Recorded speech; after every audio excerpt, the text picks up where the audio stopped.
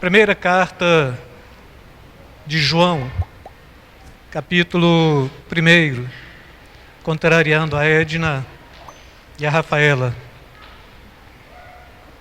Versículos 5 a 10, é a parte 2 desta mensagem, que a gente começou com ela semana passada, amém? Falei que estaria trazendo a parte 2, propus para as meninas que seria semana que vem, mas eu acho que semana que vem eu vou estar operado, então provavelmente não vou estar aqui. Então eu quero tentar falar um pouco hoje, e o que seria para a semana que vem a gente liquida a fatura, amém? Palavra do Senhor. Diz assim João, na sua primeira carta universal: e a mensagem que dele ouvimos e vos pregamos é esta: Deus é luz, nele não existe a mínima sombra de trevas. Se afirmarmos que temos comunhão com ele, mas caminhamos nas trevas, somos mentirosos e não praticamos a verdade. Se, no entanto, andarmos na luz como ele na luz está, temos plena comunhão uns com os outros, e o sangue de Jesus, seu Filho, nos purifica de todo pecado. Se confessarmos ou se declararmos que não temos pecado algum, enganamo-nos a nós mesmos e a verdade não está em nós. Se confessarmos os nossos pecados, ele é fiel e justo para nos perdoar todos os pecados e nos purificar de qualquer injustiça. Versículo 10 e último: se afirmarmos que não temos cometido pecado, nós o fazemos mentiroso, e a sua palavra não está em nós. Amém? Podem sentar, amados. Semana passada eu trabalhei esta mesma referência bíblica, mas foquei mais na necessidade da comunhão que nós temos que ter uns para com os outros, dentro da proposta do conceito dos desigrejados, dentro da proposta do meu próprio conceito de que não consigo relacionar bem com o irmão, e dentro de alguns conceitos que eu trouxe também como sendo pautas de ideologia. A fé cristã, ela não é uma fé de ideologia, mas ela é uma fé de revelação. Então a ideologia é aquilo que eu trago na mente e aquilo que pressupostamente eu ponho em prática. Então estou idealizando aquilo que eu tenho como ideal de vida, idealizando ideologia, estudo das ideias. E quando a gente pega a palavra de Deus ela já vem dentro de uma proposta primeiro que ela é revelação. Ela não é uma ideia. É o próprio sopro do Espírito Santo, é a mente de Cristo, é a palavra de Deus proposta aos nossos corações.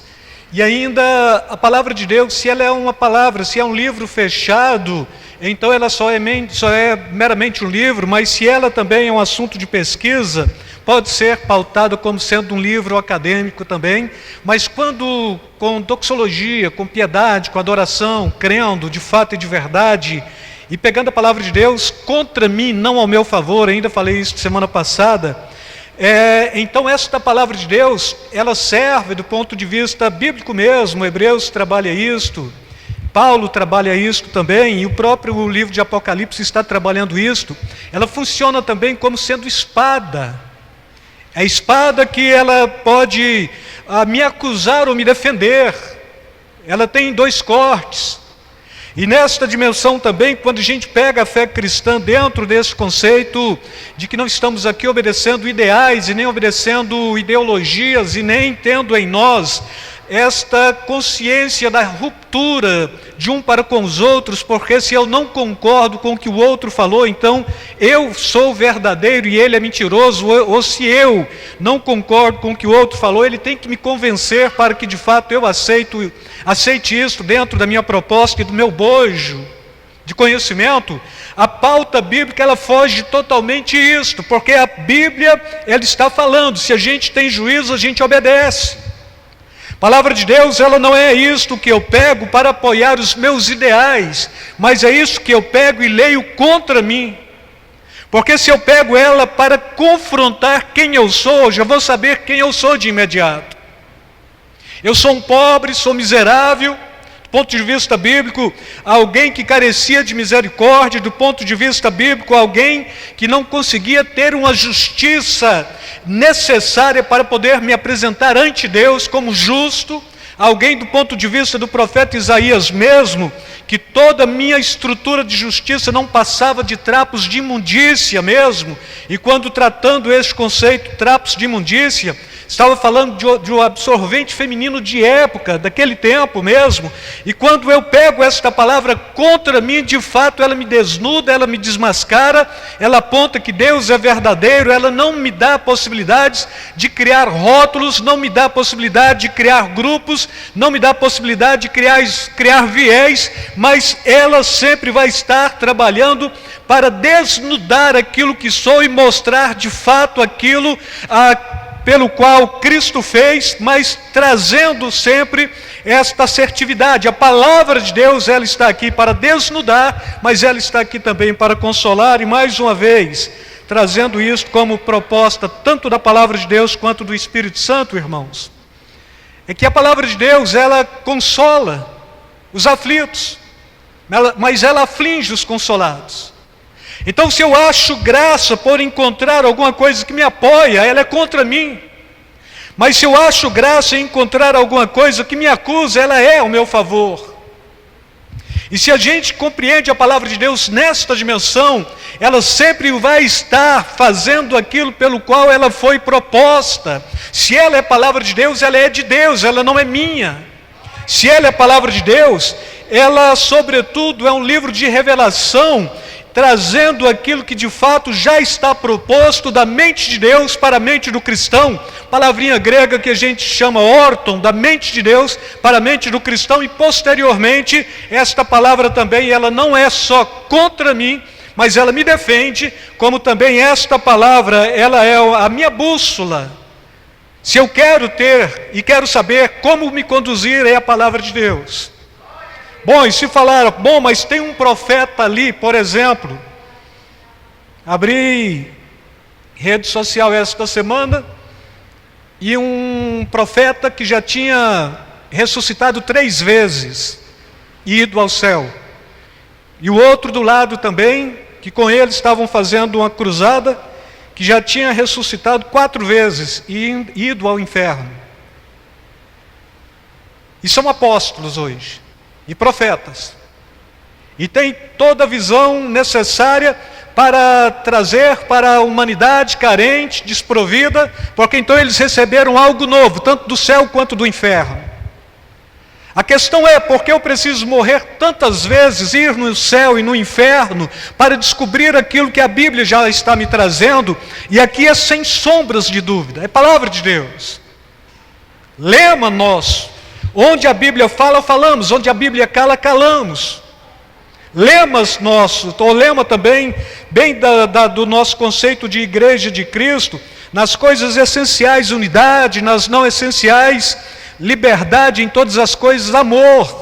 Então nós estamos aqui porque somos conduzidos por esta palavra, única e exclusivamente, quando esta palavra nos traz esta proposta de que devemos andar na luz, como Ele na luz está, então não resta a menor sombras de dúvidas.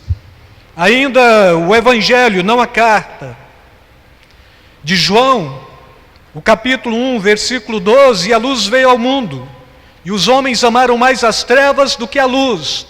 Agora, quando os homens fogem da luz, é porque tinha algo de omisso e de oculto que não podia se revelar.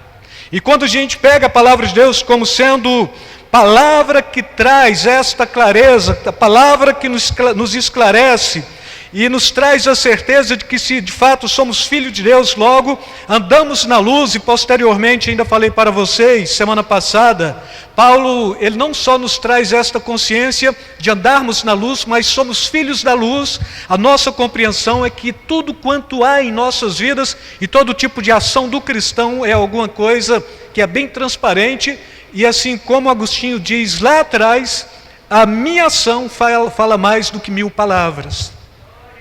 Agora, por quê, irmãos? Porque a Bíblia esclarece. A Bíblia mostra quem eu sou. A Bíblia mostra quem você é. A Bíblia mostra quem nós somos. A necessidade da comunhão é algo de suma importância para que esta comunidade cristã do povo de Deus, não necessariamente o rótulo denominacional, possa viver em harmonia, em sintonia. A igreja de Atos tinha tudo em comum: oração, partir do pão e nas comunhões necessárias. Então tudo quanto eles iam fazer, a comunhão era pauta. A conscientização de que o Espírito Santo conduzia a todos era pauta. Quem pensava por si só, deixava o seu pensamento isolado e passava a viver pela vida da igreja, pela vida da comunidade. Aquilo que é bom para mim, mas que não serve para o outro, então não se partilha, mas aquilo que é bom para mim e é bom para a comunidade, isto a gente partilha, isto a gente prega e isto a gente vive. Então a comunhão do corpo de Cristo é algo necessário para que de fato nós possamos estarmos trazendo esta mensagem que dele ouvimos. E João está falando: e vos pregamos, Deus é luz. Simples, se ele é luz, e se eu ando na luz, a Bíblia ela está me trazendo esta proposta por Paulo, que então eu sou filho da luz.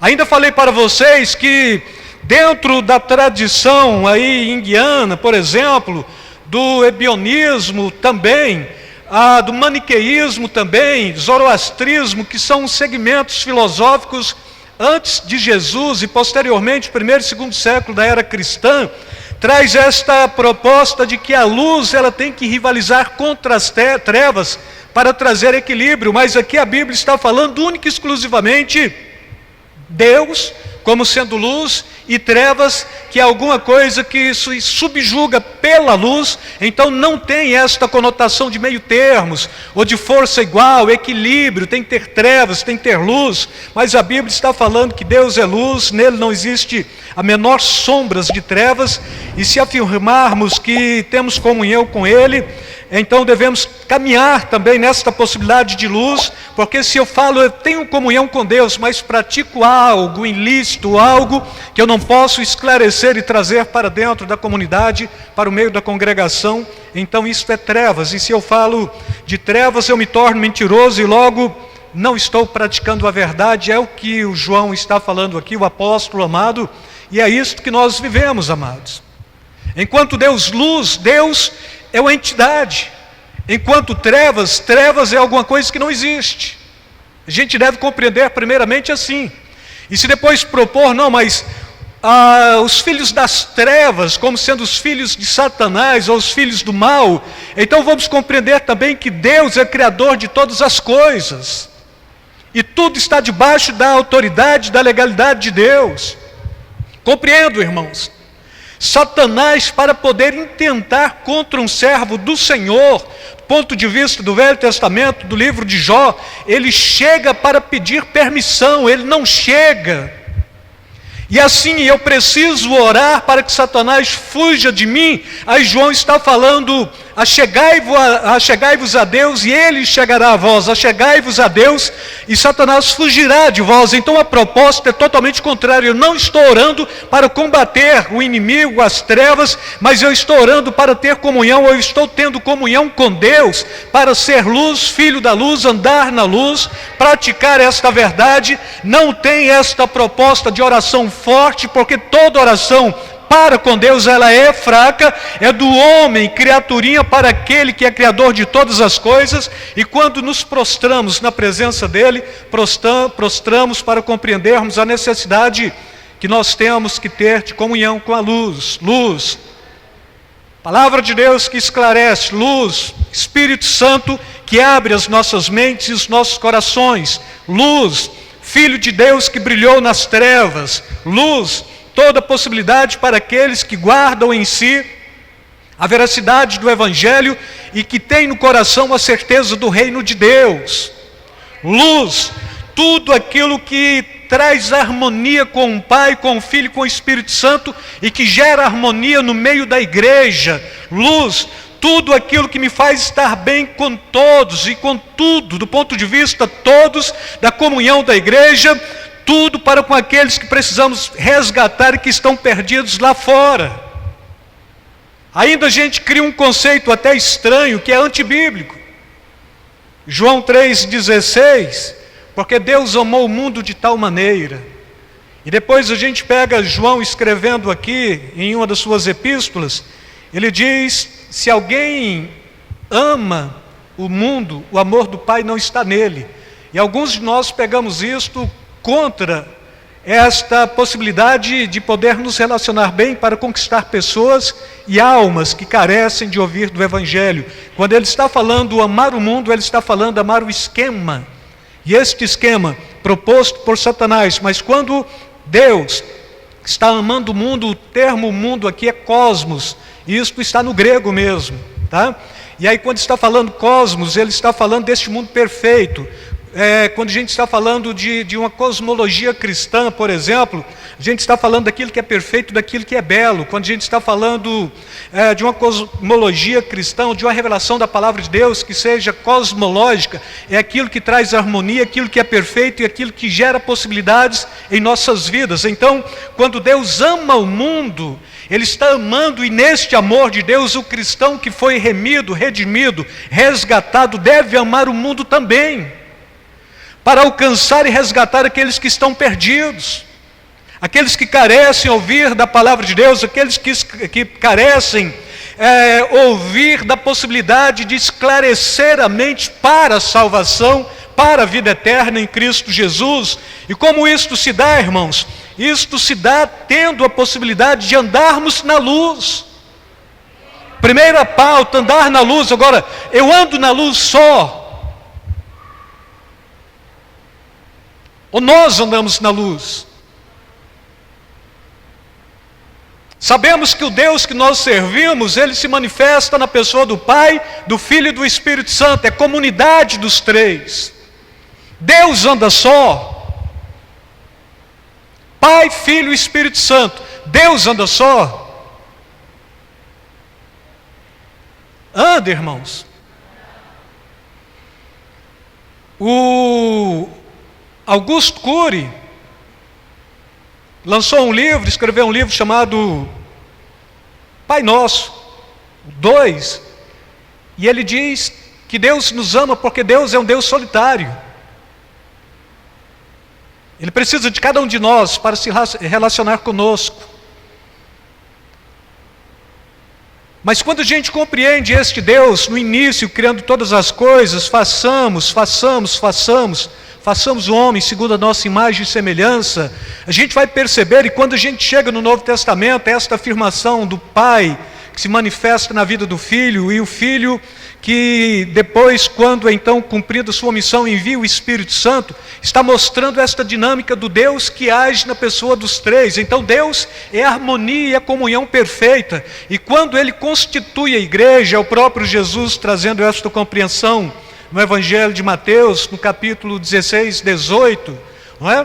Ele está falando sobre esta rocha edificarei a minha igreja, e as portas do inferno não prevalecerão contra ela. Então ele está falando aqui que a proposta é essa, da mesma forma que Deus se manifesta na pessoa do Pai, do Filho e do Espírito Santo, e Ele é a comunidade perfeita, a comunhão perfeita na pessoa dos três. A igreja deve andar em plena comunhão, sabendo que Deus, Ele é comunhão, e Ele constitui uma igreja para que esta igreja possa viver em harmonia e em comunhão contínua, sem ter que olhar para alguém com dissabor, ou destratando, ou olhando também com repulsos, ou olhando porque tem ideologias diferentes, olhando porque de alguma forma, olha, pensamos de forma totalmente igual. E aí eu ainda falei para vocês semana passada, que tudo isto no nosso conceito de Brasil é porque nós somos de etnias diferentes. Brasil não é um país meramente que, quando a gente vai trabalhar esse conceito racial, né, um conceito de racista, mas ele é multirracial, porque não tem gente de perdigree mesmo, de geração, 5 gerações de branco, não tem. Então nós somos uma gleba, uma mistura de povos, isto é bom. Mas quando a gente chega nesta proposta aqui da vida em plena comunhão, ainda falei semana passada, então a gente tem educação diferente, família diferente, orientação diferente, mas quando a gente chega aqui, educação diferente, família diferente, orientação diferente, cai por terra, porque o que prevalece em nosso meio não é a família de onde vim, não é a cultura de onde aprendi, não é a informação que eu recebi, não é a ideologia que estou trazendo. Quando chego aqui, estou chegando para me destituir, para abrir mão do que sou. E aqui mais uma vez é o próprio Jesus falando: se alguém quiser me seguir, tome a sua cruz a cada dia. Ou seja, se eu não tenho capacidade de abrir mão do que sou, do que penso, dos meus ideais, para então aceitar a realidade da fé cristã, seguir a Jesus e ser discípulo de Jesus, eu não posso me atestar como sendo comunhão, não posso me atestar como sendo comunidade, não posso me atestar como sendo povo de Deus, não posso me atestar com garantia de vida eterna, porque a garantia de vida eterna, sobretudo do ponto de vista do que João está falando, é comunhão com o Pai. E quando se tem comunhão com o Pai, se tem comunhão com o Filho e com o Espírito Santo, o próprio Jesus, Ele está propondo que quem ama a minha palavra, este também será amado do Pai. Então eu e o Pai viremos e faremos nele morada. Posteriormente, Jesus está orando e Ele está falando: olha, e vos enviarei o Consolador, não é? Ó Espírito Santo, para que esteja convosco todos os dias até a consumação do século. Então, a gente vai perceber esta comunhão perfeita de Deus para conduzir a igreja. E se a igreja não vive em comunhão, por que eu devo servir e adorar um Deus que é comunhão perfeita? Bom, mas é porque, como eu já falei, eu penso diferente de todo mundo. E é muito comum o conceito hoje, tanto empresarial quanto de igreja. Tem que pensar na caixinha ou fora da caixinha? E a gente fica limitado a isto. E talvez a empresa, quando ela está tentando descobrir o seu ideal, o seu valor, a sua capacidade, você tem que pensar fora da caixinha. Mas quando quer que você seja subordinado, você tem que pensar dentro da caixinha. A igreja como igreja, meramente estrutura. Igreja como estrutura, você tem que pensar dentro da caixinha. Talvez pela palavra de Deus você vai pensar fora da caixinha. Mas quando é o Espírito Santo que está conduzindo a vida da igreja, então nós pensamos nem dentro da caixinha, nem fora da caixinha. Pensamos por Cristo. É Paulo escrevendo 2 Coríntios, 1 Coríntios capítulo 1, lá no finalzinho ele está falando: mas vós tendes a mente de Cristo. Quem sou eu? Quem somos nós? Aqueles que foram alcançados pela graça, pelo favor e pela misericórdia de Deus. O que tinha de bom em mim para que Deus pudesse me amar? Nada. O que tinha de trágico em mim? Tudo. Mas necessariamente não era tão ruim assim, alguns de nós afirmamos.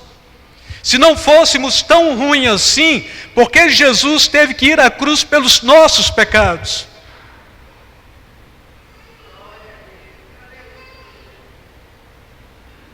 E se nós, de fato, temos valores que devem permanecer em nós, por que é que a Bíblia está nos trazendo a compreensão da necessidade de sermos novas criaturas em Cristo Jesus? É Paulo falando: se alguém está em Cristo é nova criatura. As coisas velhas já passaram, tudo se fez novo. Então compreendo, irmãos, nós não estamos aqui com pessoas novas com velhos hábitos, mas nós estamos aqui pessoas de mente renovadas, pessoas que foram regeneradas, pessoas que compreendem que, sobretudo, mais do que um compromisso de estar na igreja, é um compromisso de viver em harmonia com aqueles que foram redimidos, resgatados e regenerados pela ação e pelo poder do Espírito Santo, mas antes pelo sacrifício de Jesus. Isto é harmonia. A igreja primitiva, em severa perseguição, alguém chegava e escrevia um A, em grego mesmo. Então o outro chegava e escrevia um ômega. Então dava um símbolo de um peixinho. Então como que um crente se identificava em plena perseguição? Como saber se eu posso ir, se eu posso me relacionar? Como saber se alguém não está tentando criar um argumento para me aprisionar e me mandar para o Coliseu e ser comido de leões, bestas feras, ou então ir para a luta com um gladiador? Ele está armado, eu não. Ele tem escudo, eu não. Porque a multidão aqui está ovacionando e quer ver sangue. Então alguém chegava e fazia um ômega, um alfa, um azinho. O outro vinha e emendava com ômega. Aí dava um símbolo de peixe. Aquele que emendava o símbolo olhava um para o outro e falava, ele vive. Aí o outro falava, sim, ele vive. Então sabia que tinha dois crentes ali. Ah, não era a paz do Senhor? Não, não era a paz do Senhor. Não era graça e paz? Não, não era graça e paz. Não era a paz de Deus? Também não. Ele vive. Ele vive. Isso aí foi o primeiro século, o segundo século, o terceiro século, quarto século. Então Constantino vem e oficializa o cristianismo, deixa de ser perseguido. E talvez muitos de vocês tenham uma bíbliazinha que tem um símbolo de um peixe e não sabe o significado desse peixe. É isto. Ele é o alfa e o ômega, ele é o início e o fim, ele vive, não é? E quando a gente sabe que ele vive, a gente não precisa conhecer o outro para ter comunhão, porque ele vive em mim e ele vive na vida do outro. Amém? Entenderam? O Espírito que habita o meu coração, o mesmo Espírito que habita o coração do outro, do próximo, daquele que está dentro da igreja, aquele que professou fé em Jesus, daquele que foi regenerado. Amém? Comunhão com Deus, irmãos. Semana passada a gente ficou na comunhão dos irmãos, comunhão com Deus. Se no entanto andarmos na luz como Ele na luz está, temos plena comunhão uns com os outros. Estar na luz é comunhão perfeita. E o sangue de Jesus, seu Filho, nos purifica de todo pecado. E o último versículo diz, se afirmarmos não temos cometido pecado, nós o fazemos mentiroso e a sua palavra não está em nós. A beleza do Evangelho é esta, que primeiro, novas de paz, mas depois também é uma mensagem que mostra o quanto você precisa da graça e da misericórdia de Deus. E para fechar, para a gente fazer a ceia, semana passada, um tempo atrás, ainda falei que a lei tinha uma função, pôr em alto relevo o nosso pecado. Então, mostrar o pecado era coisa da lei, mostrava o nosso pecado, alto relevo. E a graça, Jesus vem e nos purifica de todo pecado, mediante a fé. Agora, esta fé, não estou questionando e nem quero questionar a questão reformista, se Agostinho, que depois pega Martim Lutero como primeiro reformador, que depois pega João Calvino como segundo reformador, brigando com os arminianos, não quero trabalhar conceito de fé, somente que nós temos fé, fé para a salvação, fé como dom do Espírito Santo, fé que nos faz ponderar, e fé que nos faz ter a possibilidade não só de ponderar, mas de crer para a vida eterna. É quando Jesus está falando, a sua fé te salvou, para uma mulher, não é? E é assim que nós devemos compreender, e é assim que nós devemos caminhar, amados. Crendo no sacrifício do Filho, crendo que estamos andando em luz, crendo que andar na luz significa que eu tenho que aturar o irmão, suportar o irmão, mas eu quero caminhar com ele porque eu dependo dele. E se porventura tem um irmãozinho, já falei isso, a irmã Déia é lá do Parque Ateneu, então ela deve ter ouvido isso muitas vezes também. Quando o irmãozinho é uma pedrinha no seu sapato, é porque Deus quer te aperfeiçoar. Era assim, não era? E um pastor nosso, de 70 e tantos anos, ele falava isso. E sempre chegava uma pessoa e reclamava, nossa, mas aquele irmão é uma pedrinha no meu sapato. Pois é, Deus está te aperfeiçoando com ele. Mas machuca. Não, é para machucar mesmo, é por isso que está no seu pé. Não é? Depois você vai aprender a conviver. E assim, irmãos, vida da igreja não é nem para ter pedrinhas, senão estas pedras vivas para edificar tabernáculo celestial, mas é para todos compreenderem qual é a função de Deus na pessoa do Pai, do Filho e do Espírito Santo nas nossas vidas, para termos esta possibilidade de andarmos em plena comunhão sabendo que o sangue de Jesus nos purifica de todo pecado. E não queremos jamais falar, olha, eu não sou pecador, mas sim, eu sou um pecador remido, justificado, santificado, porque o Espírito Santo ainda habita em mim. Amém? Haverá um tempo em que a gente vai abrir mão definitivamente desta condição, mas deixa vir e deixa acontecer. Fala, povo de Deus! Já estão disponíveis as nossas xícaras personalizadas. Os que se interessarem, deixem um eu quero nos comentários no vídeo abaixo que logo a gente entra em contato.